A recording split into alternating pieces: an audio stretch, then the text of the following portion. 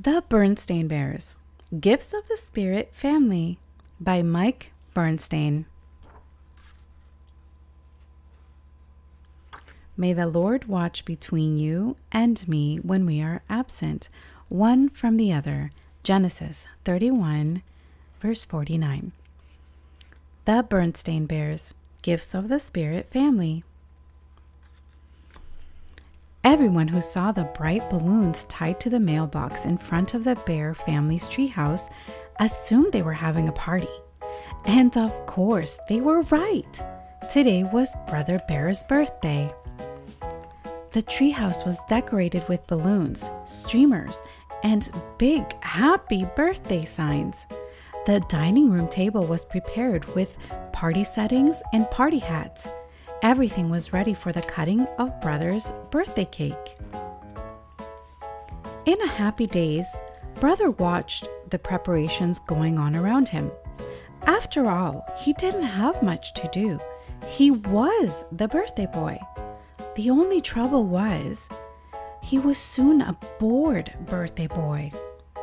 "Is there anything I could do?" he asked as Mama bustled past. "Not really, sweetie," said Mama, giving him a hug. "We're almost ready for the rest of the family." "Are Uncle Tex and Aunt May really coming?" asked Brother. They lived out west and didn't get east very often. "Yes," said Mama. "They're in town visiting Gramps and Gran." "Great," said Brother. Uncle Tex and Aunt May were a lot of fun, and he was always glad to see him. Mama gave Brother another hug, and a tear came to her eye. "What's the matter, Mama?" asked Brother, alarmed.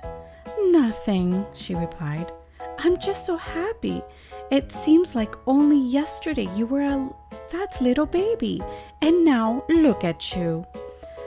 "Ah, Mama," said Brother, blushing. Sister and Honey overheard them. "A fat little baby," they said. "Do tell." "Well, all you cubs were chubby," said Mama. Sister and Honey were shocked. "After all," Mama said, "we're bears. You don't often see a skinny bear." Mama took their family album down from the shelf and opened it. "See?" she said, pointing out some baby photos of the cubs. "Weren't you all adorable?" The cubs had to admit they were awfully cute. Mama couldn't resist gathering them all up for another big Mama Bear hug. "You three are such a blessing to your papa and me," she said, squeezing them tight. "Really?" wheezed Brother, gasping for breath. He had never thought of himself as a blessing. "Are we a blessing even when we're bad?" Papa, who was on the stepladder stringing up a birthday sign, chimed in. "Oh, you're never that bad, son," he said, laughing. "Besides, we're all family, and families are always a blessing." The cubs thought it over. Maybe Papa had a point. They remembered all the things their family had done together, all the joking and laughing, all the crying and yelling, all the playing and picnicking, all the accidents and adventures, the happy times, the tough times, the triumphs and defeats. It was all part of being a family. "Mama," said Sister thoughtfully, "what are your favorite family times?" "For me," said Mama, "the most precious are the plain, ordinary, everyday ones, like reading stories at bedtime or going for a walk on a crisp autumn day, or gathering around a cozy fire on a snowy evening, just being together." The cubs remembered one snowy Christmas Eve a few years back. The whole family had gone sledding in the twilight.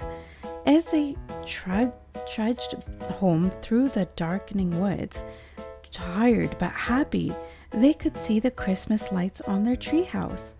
Their home looked so warm and welcoming as it twinkled through the trees. That was a very special moment for the family. Then the doorbell rang, and their dream of the past vanished. Cousin Fred, Uncle Ned, Aunt Min, and baby Teddy had arrived. And right behind them were Gramps and Gran, with Uncle Tex and Aunt May, all bearing lots of birthday presents. "Thanks for inviting us to your birthday shindig," said Aunt May, giving brother an especially powerful bear hug. "Happy birthday there, brother," said Uncle Tex, shaking hands. He leaned down to whisper, "Hope you like your presents." Brother nodded in excitement. The last time they'd met, he mentioned he'd always wanted a cowboy hat and boots. Soon, it was time to sit down for cake and ice cream. The family put on some party hats and tooted party horns. "Happy birthday, dear brother! Happy birthday to you!" they all sang. The brother, it seemed like the best birthday party ever. Why? Because so much of his family was there. And as far as he was concerned, the more family, the better. He took a deep breath and blew out all the candles on his cake in one mighty puff. "Way to go, brother!" Everyone cried as they settled down to eat some yummy birthday cake.